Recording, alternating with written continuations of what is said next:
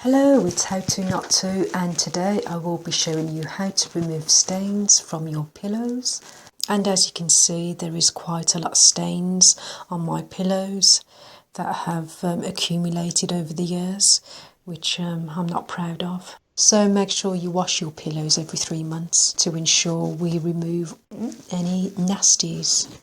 Your body loses quite a lot of sweat and dead skin while you sleep, and this soaks into your pillow. If left unattended, this can irritate the skin. So what you will need is baking soda, which is one of the best natural ingredients to use to remove stains.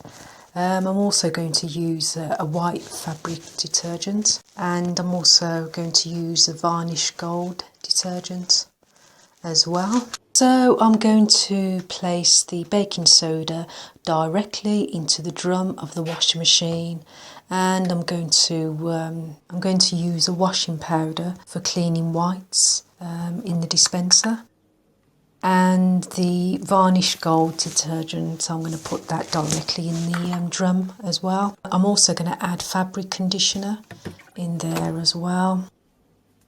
And I'm going to place my pillows into the washing machine. I can only wash 2 at a time, so I'm just going to push that all the way in there.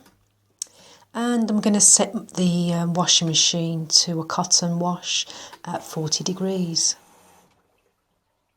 On average, we sweat about 2 millimeters a night, and that's a litre a week. After just 1 night of sleep, your pillow can accumulate dead skin, bacteria, fungus on your pillow. You spend about a third of your life asleep, so it's best to invest some time in keeping your pillows clean. So let's see if the stains have been removed.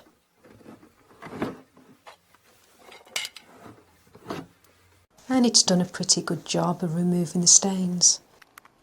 So here's a before shot, and here's an after shot.